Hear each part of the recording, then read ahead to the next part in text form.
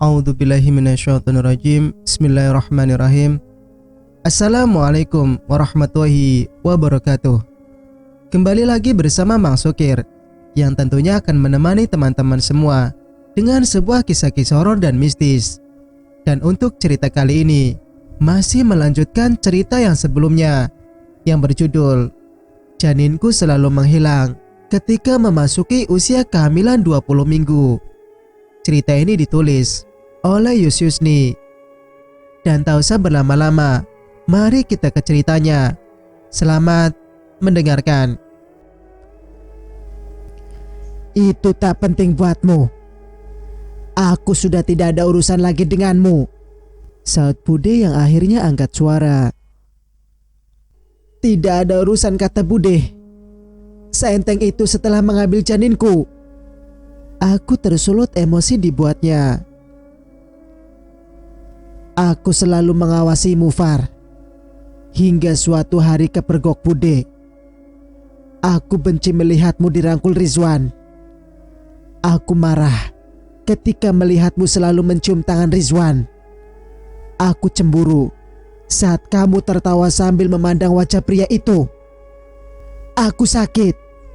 Rahman seperti terbakar amarah. Tak ada salahnya jika kami bekerja sama, bukan? Aku mendapatkan janinmu, mendapatkan tanah itu kembali, dan dengan hubungan kalian merenggang, Rahman berkesempatan kembali padamu, ucap Bude sambil mengeluarkan sirih yang sudah diracik dari dompet lusuh yang sering ia bawa. Ia mengunyahnya dengan santai. Apa kalian pikir aku dan Bang Rizwan punya masalah setelah apa yang kalian lakukan? Kamu itu bodoh ya, Rahman. Kenapa kamu menelponku hanya untuk melihat kekasih hatimu ini?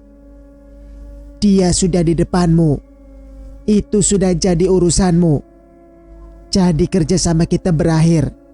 Aku sudah mendapatkan semuanya. Buang-buang waktu saja. Cuy. Bude menyeringai sambil meludah dengan asal. Apa Bude tahu? Aku memergoki dia tadi ketika sedang mengendap di samping rumah Bude. Untung aku datang dan melihatnya. Aku membiusnya dan membawa ke sini tanpa sepengetahuan siapapun. Apa? Bude hampir menyemburkan sirihnya karena kaget. Matanya melotot, serasa hendak keluar dari rongganya. Rahman mengangguk.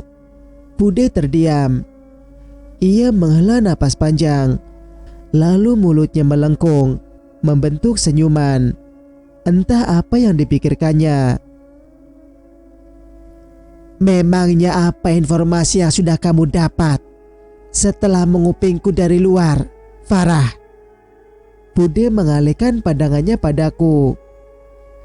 Kini giliran aku yang tersudut. Bibirku terkatup rapat. Kurasakan jemariku digamat oleh Rahman. Sungguh lancang dia. Mataku mendelik tajam. Ia sama sekali tidak menoleh padaku. Aku berusaha melepas jemarinya dari jemariku, tapi semakin kencang genggamannya. Ia tertawa tanpa memperdulikan aku yang terus berusaha lepas darinya. Pulanglah Bude. Urusan kita sudah selesai. Kini antara aku dan Farah calon istriku, ucap Rahman tanpa malu. Dia menarikku kasar agar mengikutinya keluar. Ia ternyata mengurungku di sebuah gudang terbengkalai. Kulihat di sekeliling dipagari beton setinggi 3 meter. Mataku berkeliling mencari jalan keluar jika aku nanti berhasil lepas dari Rahman. Langkah kami berhenti di depan sebuah mobil pick-up. Dia membuka pintunya, mendorong tubuhku untuk masuk ke dalam. Secepatnya ia menutup kembali dan ikut masuk dari pintu sebelahnya. Aku mau turun. Rahman tidak menghiraukan aku sama sekali. Ia sibuk menghidupkan mesin mobil. Aku berusaha membuka pintu, namun kelihatannya sudah ia kunci. Sekuat tenaga ku beranikan diri memberi pukulan di tubuhnya berkali-kali. Mesin mobil menyala. Ia menangkap kedua tanganku. Seketika nyaliku menciut. Tenagaku memukulinya tadi tidak membuat ia kesakitan sama sekali. Sudah puas melampiaskan amarahmu, sayang? Tanyanya lembut. Aku jijik dia memanggilku dengan sebutan itu. Kupalingkan wajah darinya. Ia pun melemahkan cengkeramannya dari tanganku. Bulir bening mengalir deras. Aku rindu suamiku. Andai dia tahu aku di sini, berharap dia datang menyelamatkan aku dari pria sakit jiwa ini. Bang Rizwan, gumamku memejamkan mata sesaat. Berhenti menyebut namanya, Farah, bentak Rahman. Ia yang semula siap memegang setir, jadi urung meneruskan laju mobil. Aku akan menyebut suamiku itu, sekalipun engkau membunuhku. Pandanganku kabur setelah mendapat tonjokan keras di sisi kanan wajahku. Aku kembali tak sadarkan diri.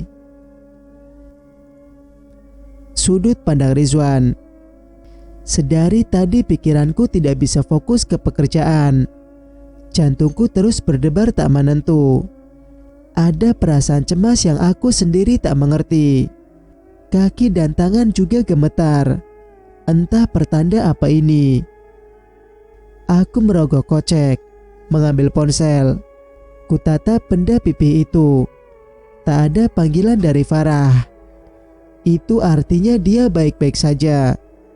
Lalu kenapa pikiranku dari tadi tidak tenang? Sudah jam pulang. Saat yang lain sibuk bersiap, aku malah duduk menyender di tumpukan barang-barang yang sudah di-packing. Yanto tiba-tiba melemparkan sebungkus rokok ke hadapanku. Nih, kalau pikiran lagi suntuk, obatnya ya ini, ucapnya sambil mematikan korek api, lalu membakar ujung rokok di mulutnya. Aku tunggu di luar ya, buruan, ucap Yanto sambil berlalu meninggalkan aku. Aku memaksakan diri untuk bangkit, berjalan kontai, mengambil jaket serta tas kerjaku, lalu menyusul Yanto keluar. Katanya mau cari kontrakan kosong, ucap Yanto. Iya nih, tapi pulang sebentar ke rumah ya. Aku tak tenang kalau belum melihat Farah. Yanto menjatuhkan putung rokoknya dan menggaruk jidat. Wong istrimu aman kok di rumahku. Iya, tapi sedari tadi pikiranku itu gelisah mulu, Yanto. Kamu telepon aja, Gi. Bukannya bermaksud apa-apa. Katanya kamu mau mencari kontrakan. Aku gak masalah kalian tinggal di rumahku kapanpun kalian mau. Iya juga. Nanti pun Farah akan marah padaku karena tidak mendapatkan kontrakan segera. Dia kan orangnya suka tidak enakan dengan orang lain. Tapi pikirannya terus cemas. Ini tak biasanya begini. Ada perasaan sedih dan takut bercampur jadi satu. Sulit kujelaskan. Aku akhirnya menekan nomor istriku di layar ponsel untuk menghubunginya melalui WA. Panggilannya berdering, tapi tidak diangkat sama sekali. Aku terus mencobanya lagi, namun nihil. Gimana? Tanya Yanto lagi. Gak diangkat. Jawabku yang masih berusaha menghubungi Farah. Mungkin ponselnya dicas kali. Sudahlah, kalau ada apa-apa, kan istriku sudah mengabari, ucap Yanto. Aku mengangguk. Kembali kumasukkan ponsel ke dalam saku. Kukenakan helm dan starter motor, meninggalkan pabrik bersama Yanto. Kami berkeliling mencari kontrakan di sekitaran daerah itu, hingga menemukan sebuah rumah sederhana yang bertuliskan di pagarnya, disewakan. Laju motor kuhentikan. Kami turun. Kuperhatikan nomor kontak yang tertera di sana untuk menghubungi pemilik rumah. Halo? Iya, ini siapa? Sahut di seberang sana. Saya Rizwan, Bu, jawabku setelah memastikan yang mengangkat panggilanku seorang wanita. Iya, ada apa? Benar ini dengan Bu Gina. Saya menghubungi Ibu karena tertarik melihat rumah yang akan Ibu sewakan. Oh, iya benar. Rumah saya ada di sebelahnya kok. Apa kalian sudah di sana? Iya, Bu. Seraya mataku memandang ke rumah sebelahnya lagi. Di sana tampak seorang wanita bertubuh kempal keluar. Ia melambaikan tangan ke arahku.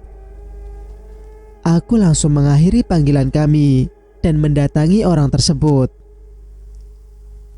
Saya Rizwan, Bu.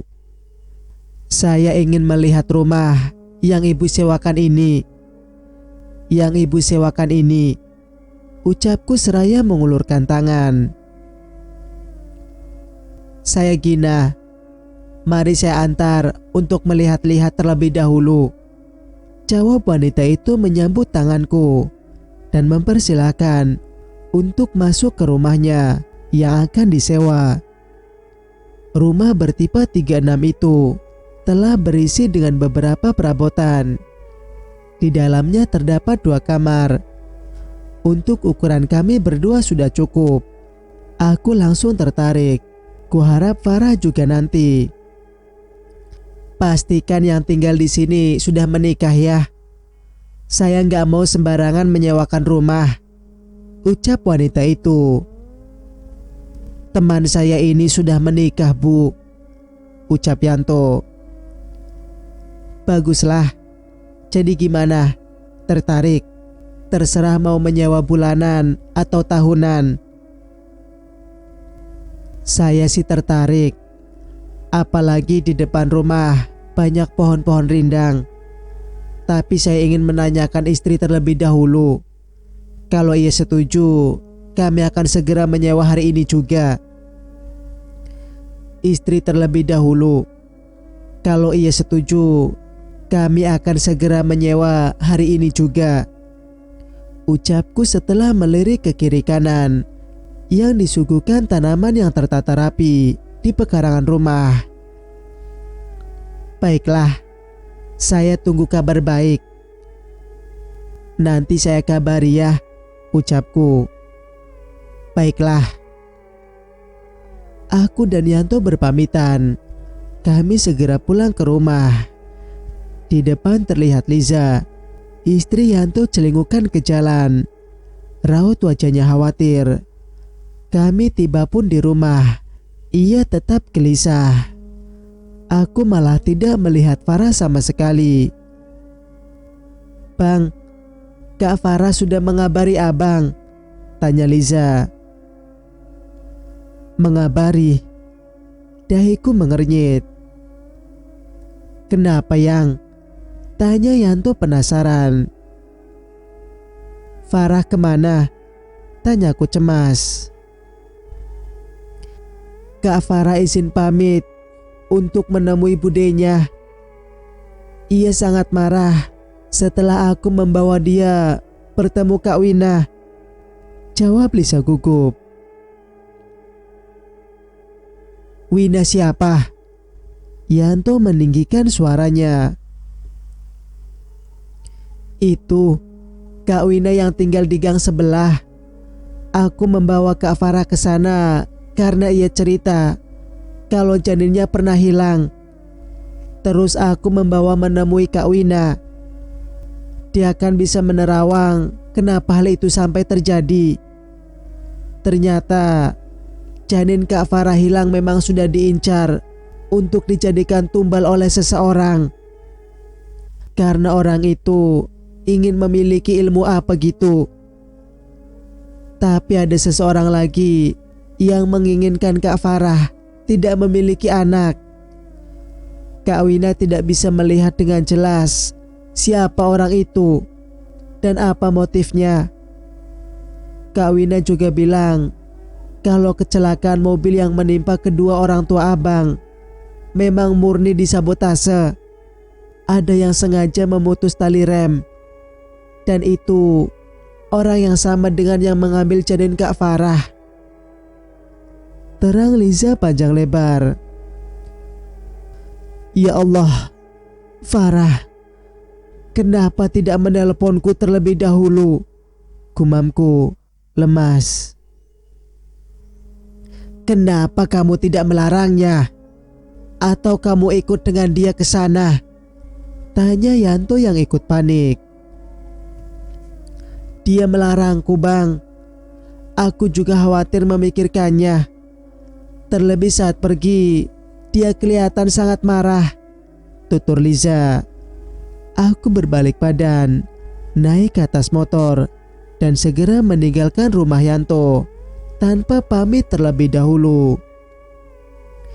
Inikah arti dari perasaanku yang tak menentu tadi? Semoga Farah tidak kenapa-napa. Ku tancap gas agar lebih cepat sampai ke rumah Bude. Setiba di sana, motor ku parkir asal.